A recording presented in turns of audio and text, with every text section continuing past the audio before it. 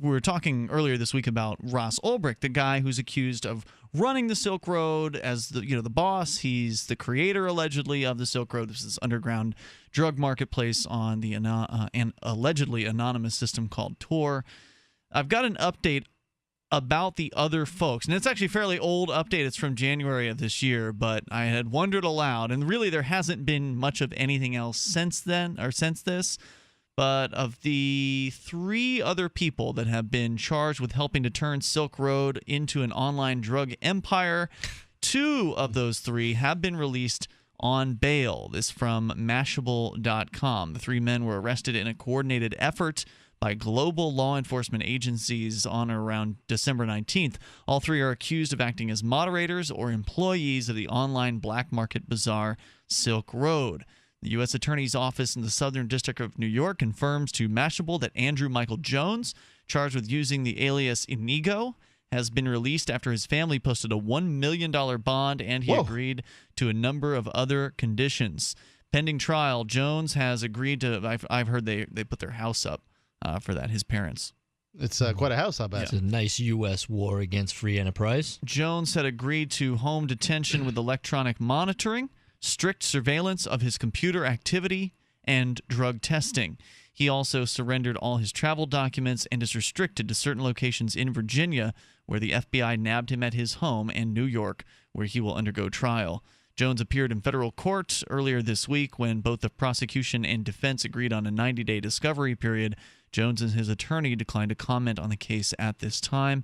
His next hearing is scheduled for April 17th. I don't know what happened in April. I haven't been able to find news since then, but I do know, from what I understand, he is still on house arrest. The trial has not yet occurred, so he's basically been staying at his parents' house. There's another one who was allegedly named Libertas on the site, a man named Gary Davis. He apparently has also been released on bail, as I understand it. Toll-free number is 855-450-FREE. That's 855-450-3733. Then there's one more person involved in this, and we'll get an update on him. There's something going on with Australia and that person in a moment. This is Free Talk Live. The latest on the other guys allegedly involved in the Silk Road. We've covered a lot about Ross Ulbricht, the man alleged to be in charge of the Silk Road, but there are also at least 3 other individuals that have been arrested and associated with Ross and basically charged with the same exact things except for the Kingpin statute. So Ross has been charged with criminal conspiracy to launder money, conspiracy to commit computer hacking, and conspiracy to distribute drugs, illegal drugs, and the Kingpin, whatever. I don't know what the Kingpin charge is. It's something that makes things more serious. But it sounds serious, even without the Kingpin charge, we're still talking about these other guys are looking at. They have a RICO on them?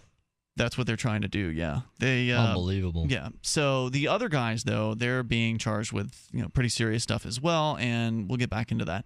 There's a little bit more. So according to a story at Mashable.com, the other guys involved allegedly in the Silk Road, Andrew Michael Jones, a.k.a. allegedly Inigo. There's another one, Gary Davis, allegedly known as Libertas, on the site. Irish authorities released they released Gary Davis on the night that he was arrested, according to TechCrunch. An anonymous source told the publication the move clued in FBI agents as to who flew to Ireland to take Davis into custody and interrogate him, and that an extradition hearing for Davis will take place next month. U.S. law enforcement official with knowledge of the situation confirmed to Mashable that Davis is free on bail. These are the men accused of operating the Silk Road, the administrators, basically. These aren't the guys that own the site. They were alleged to have been paid between $50,000 and $75,000 per year for their services of basically helping to mediate kind of controversies between sellers and buyers, help people hash out the issues that they inevitably will arise when you're dealing with anonymous people selling drugs anonymously on the internet. So that was kind of one of their primary roles, and other administrative tasks involved with running the site, like reporting back to Dread Pirate Roberts, the site owner, what they've been doing for the last week, what have their jobs entailed. And then the third individual here on this list is Peter Philip Nash. Now, he is alleged to be one of the primary forum administrators. So this guy allegedly wasn't an administrator of the site.